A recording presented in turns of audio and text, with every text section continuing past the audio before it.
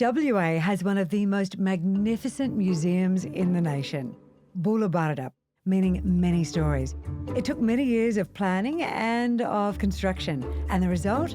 A must-see destination in the heart of Perth that's not just telling the stories of WA. In fact, it's so highly regarded that it's also showcasing extraordinary stories from around the globe. And the one that's on at the moment is an international exclusive exhibition that is showcasing one of the world's greatest cultural treasures. It's always busy at the museum. Understandably, it's even more so for this exhibition. So buy your tickets online, be patient, this is worth it. And they know how to build the anticipation. First up, the museum's impressive cutting-edge tech sets the scene, telling the story of the rise of the Qin dynasty. Then it's time to explore.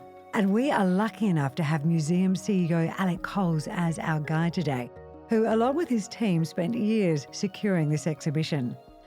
We've been working on this project for about 7 years. We built a fantastic relationship with colleagues in Shanxi province. They couldn't have been more generous, and what we've got here now is a unique exhibition which will be shown nowhere else. We've got warriors, but we've got 220 other items as well. Probably one of the biggest, if not the biggest exhibition of its kind ever shown.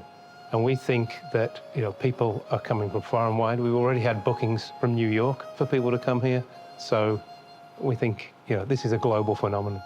And they will be rewarded with a treasure trove of curiosities, the evidence of a way of life long since gone. The great thing about this exhibition is that something like 90% of the items have never been to Australia before, and nearly half of them have not been seen outside China.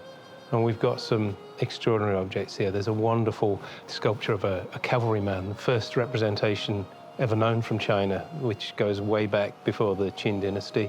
4 gold pieces from the Han Dynasty that have never been shown before.